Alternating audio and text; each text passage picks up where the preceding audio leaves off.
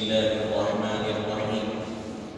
حاضرین محترم، کل آپ اور ہم نماز کسوف یعنی سورج گرہن کے وقت جو نماز پڑھی جاتی ہے اس کے متعلق ہم نے سنا تھا۔ اب یہاں سے نماز خسوف کے احکام بتلائے جا رہے ہیں۔ نماز کسوف سورج گرہن کے وقت، نماز خسوف چاند گرہن کے وقت پڑھی جاتی۔ نماز خسوف مستحب ہے۔ مسئلہ بتلا رہے ہیں کہ نماز خسوف کی بھی 2 رکعتیں ہیں، لیکن اس میں جماعت نہیں، خواہ امام جمعہ موجود ہو یا نہ ہو، نیز اس نماز کے لیے مسجد جانا بھی ضروری نہیں، علیحدہ اپنے گھروں میں پڑھ لیں، یہ بہتر ہے۔ نماز کسوف کے بارے میں بتلایا گیا تھا کہ وہ سنت ہے اور اس کی جماعت بھی سنت ہے، اور جماعت کے لیے شرط یہ ہے کہ امام ہو، اور وہ امام وہ ہو جو جمعہ پڑھانے کے قابل ہو۔ تو یہاں بتلا رہے ہیں کہ نہ اس میں جماعت ہے، نہ نماز پڑھنا سنت ہے، نہ ہی جماعت بنائی جائے گی اگرچہ کہ امام موجود ہو نہ ہو، بلکہ مسجد میں آئے بغیر گھر میں بھی ادا کی جا سکتی ہے نماز خسوف، یعنی سورج گرہن کے وقت جو نماز پڑھی جاتی ہے وہ نماز۔ نزول و حوادث اور نماز۔ جب کبھی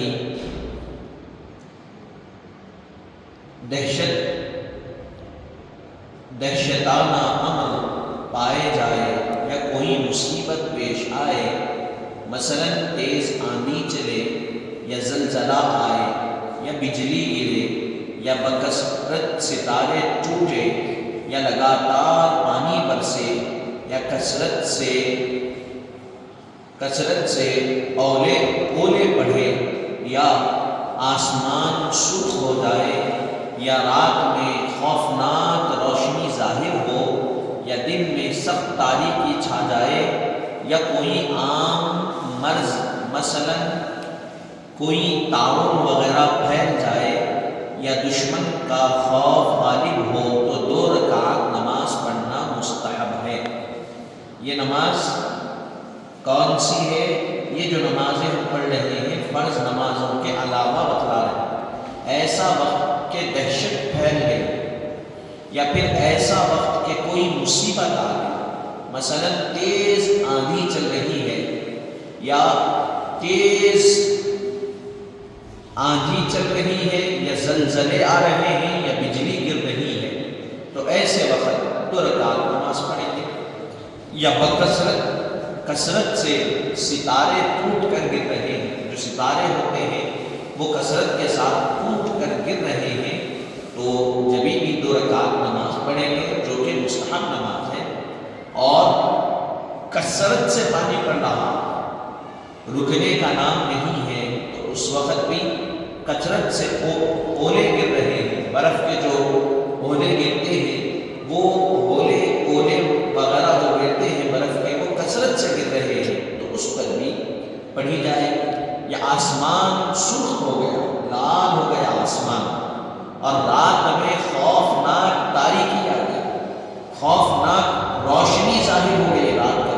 رات کے وقت تاریکی رہتی ہے، اندھیرا رہتا، لیکن رات کے وقت میں روشنی اچانک نکل آئی، اور خوفناک ایسی روشنی ہے کہ پورا روشن ہو گیا اور رات ہے، تو ایسے وقت یہ مصیبت کا وقت ہے، پریشانی کا وقت ہے، تو 2 رکعت نماز پڑھے گے۔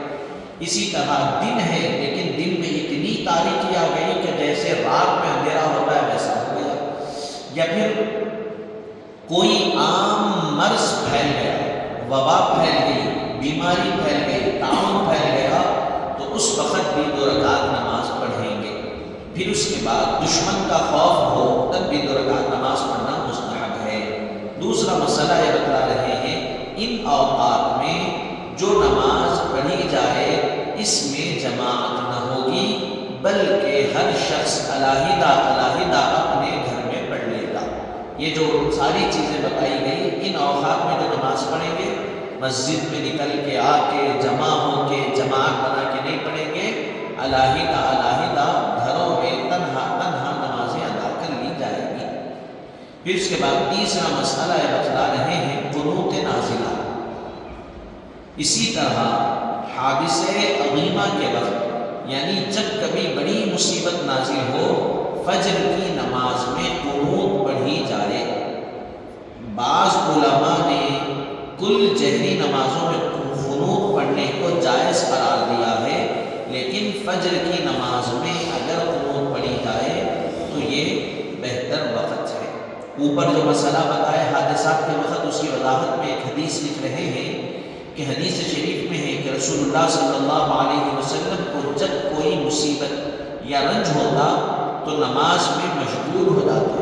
حضور کی عادت مبارکہ کہتی، جب کوئی مصیبت آتی، رنج آتا، پریشانی آتی تو آپ نماز میں اپنے آپ کو مشغول کر لیا کرتے۔ تو یہاں فرما رہے ہیں قنوت نازلہ کب پڑھتے ہیں؟ حادثات عظیمہ، کوئی بڑا حادثہ پیش آ گیا، بڑی مصیبت نازل ہو گئی، تو اس وقت فجر کی نماز میں قنوت پڑھی جاتی ہے، اس کو قنوت نازلہ کہتے ہیں۔ اس کو قنوت نازلہ کہتے ہیں، لیکن یہ صرف حادثہ عظیمہ ہی کے وقت پڑھیں، اور جب وہ دفع ہو جائے پھر اس کا پڑھنا موقوف کر دیں۔ کوئی بڑی پریشانی آئی تبھی یہ پڑھنا، اور پریشانی ختم ہو گئی تو یہ پڑھنے کو روک دینا، ہمیشہ نہیں پڑھنا چاہیے۔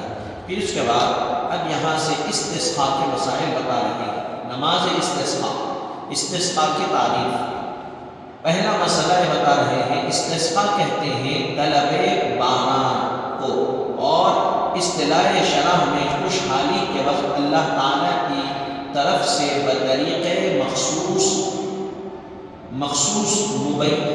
مینا طلب کرنا، اور مینا طلب کرنا استسقاء کہلاتا ہے۔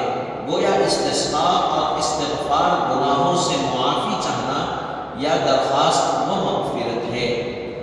استسقاء کے بارے میں بتلایا جا رہا ہے طلب باران، یعنی بارش کو طلب کرنے کے لیے جو نماز پڑھی جاتی ہے اس کو صلاۃ الاستسقاء کہتے ہیں۔ اور اصطلاح شرح میں کس کو کہتے ہیں؟ خوشحالی کے وقت اللہ کی طرف سے بطریق مخصوص مینا، یعنی پانی طلب کرنا استسقاء کہلاتا ہے۔ اور استسقاء دعا اور استغفار، اس سب کا معنی ہے اللہ کی بارگاہ سے معافی چاہنا اور درخواست طلب کرنا۔ استغفار ازرو نس قرآنی مینا برسنے کا سبب، چنانچہ ارشاد باری تعالیٰ ہے استغفروا ربکم انہ کان غفارا یرسل السماء علیکم مدرارا، مغفرت چاہو اپنے رب سے کہ وہ بڑا بخشنے والا ہے، تم پر کثرت سے مینا برسائے گا۔ استغفروا ربکم انہ کان غفارا یرسل السماء علیکم مدرارا، مغفرت چاہو اپنے رب سے کہ وہ بڑا بخشنے والا ہے اور تم پر کثرت سے مینا برسانے والا۔ یہ مینا یعنی پانی برسانے کے لیے جو دعا پڑھی جاتی ہے، جو نماز پڑھی جاتی ہے، وہ نماز کو استسقاء کہتے ہیں۔ محل استسقاء، نمبر 1، جہاں تالاب، کنٹے، نہر، باولی وغیرہ آدمیوں کے پانی پینے، جانوروں کے پلانے اور کھیتوں کے سینچنے کو نہ ہو یا ہو، مگر ان میں پانی بقدر کافی نہ ہو تو اس کی شدید ضرورت ہو، وہاں استسقاء مشروع ہے۔ یعنی ایسے مقام کے لوگ بارگاہ یزدی میں بارش کے لیے دعا طلب کریں۔ استسقاء تالاب، کوٹا، نہر، باولی وغیرہ آدمیوں کے پینے کا پانی یا جانوروں کے پینے کا پانی یا کھیتوں میں سینچنے کا پانی موجود نہیں ہے، یا پھر موجود ہے لیکن اتنا نہیں ہے کہ وہ کافی نہ ہو، تو ایسی صورت میں وہاں کے لوگ اللہ تعالیٰ کی بارگاہ میں شریعت کے مطابق پانی کے طلب کے لیے دعا کریں گے، اس کو استسقاء تیسرا مسئلہ یہ بتا رہے ہیں جہاں تالاب وغیرہ موجود ہو اور پانی کافی ہو تو پھر استسقاء کے لیے نہ نکلیں، کیونکہ استسقاء شدید ضرورت ہی کے وقت مشروع ہے۔ جہاں تالاب ہے، سمندر ہے، جھیل ہے، پانی بہت موجود ہے کثیر تعداد میں، تو وہاں پر استسقاء کے لیے نہ نکلیں گے نہ استسقاء پڑھیں گے، کیونکہ جب استسقاء اسی وقت پڑھی جاتی ہے جب شدید پانی کی ضرورت ہو اور کسی ذریعے سے پانی نہیں مل رہا ہے، تب استسقاء پڑھ کر اللہ کی بارگاہ میں دعا کرتے ہیں پانی کے لیے۔ اگر پانی پہلے سے موجود ہے تو پھر استسقاء کی حاجت و ضرورت ہی باقی نہیں رہتی۔